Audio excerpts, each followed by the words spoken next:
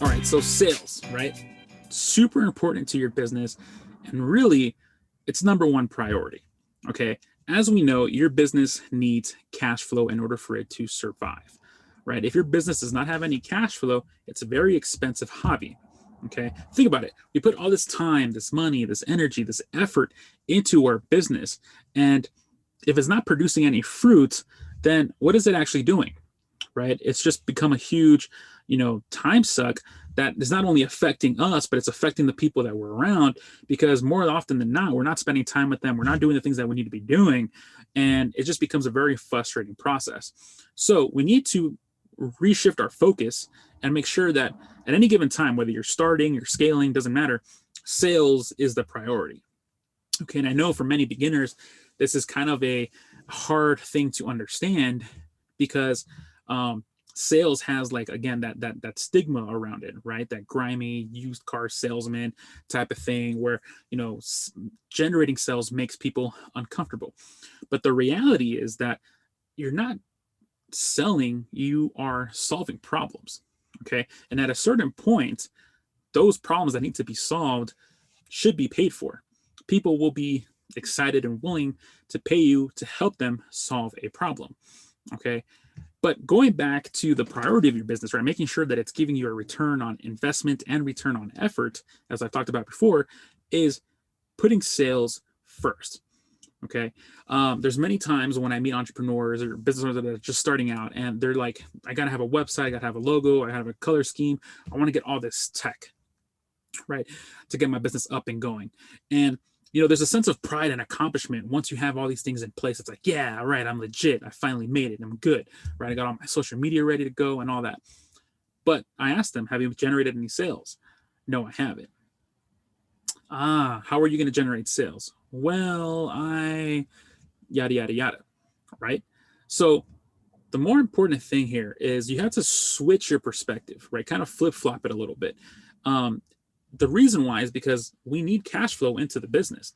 Sales are what's going to provide and support your business. Sales is also going to help you reach more people to help them even more so you can solve more problems within your marketplace. Okay. And if you're in business, right, I've mentioned this before, if you're in business, you have a responsibility to solve problems in your market. If you know how to help someone, you're responsible for helping. Okay. And if your business can help others, you're responsible for helping them as well. But in order to do so, you need to have cash flow. Okay. Sure. You can create a completely organic, strategy, meaning you're not going to, invest a dime.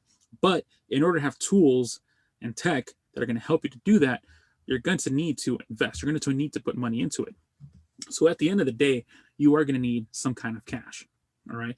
Unless you just want a hobby, which I don't think you are, especially if you're listening to this podcast. So cash is king. We need to have a strategy. Now, the best thing about putting sales first and putting a strategy that revolves around sales is that it's completely free, right? You don't need to put any money into it. You can pull out a napkin, a piece of paper, a chalkboard, whatever you want. Chalkboard. Wow, I just dated myself. You can pull out whatever you want and actually map out the customer journey. Frank Kern, great marketer, has what he calls the escape and arrival framework, meaning what are your people trying to escape from and where are they trying to arrive? Okay. And in between that process, those two kind of major points, right, that's where you can start mapping out your customer journey. Right now, keep in mind, right, that especially if you're online marketing, when people first interact with you, they have no idea who you are, what you're doing, how you're going to help them. Okay. So their BS meter is way up here because most people, especially when it comes to online marketing, are very fearful, right? They're fearful that their credit card information might be stolen, that they're going to be getting the wrong size T-shirt. What's the guarantee going to be like? Am I going to be able to do this? What's the result? There's so many doubts depending on whatever you're trying to sell, whether it's a T-shirt or some kind of 30-day at-home workout thing. People come to you with doubts. Whenever they see your offer, the BS meter goes up, and then their doubts start to creep in as far as, is this legit? Is this actually going to help me? So part of your sales process, right, is all about you establishing authority, credibility, but more importantly, making sure that the consumer feels confident enough to do business with you. Okay. And so in order to build confidence, you have to build trust, you have to build authority, you have to build credibility. right? Once you have those three factors in play, right? Empathy is also another important one. That's when their confidence starts to rise. So your sales process needs to have all those elements in play, right? Which is why I love, Facebook ads, right? I started with Facebook ads. I'm pretty good at that. Which is why when I run Facebook ads, I always start off with the question: are you someone who is looking for X, Y, and Z? Okay. That way I'm very specific. I know exactly who I'm talking about. The next thing I say is, look, I get it. Right. And then I emphasize with a certain struggle, a certain pain point that they are associating themselves with. Okay. And so by doing that, by addressing their pain points, you start to build again that authority, that credibility, the empathy, essentially that confidence. Okay. But it all comes from putting sales first.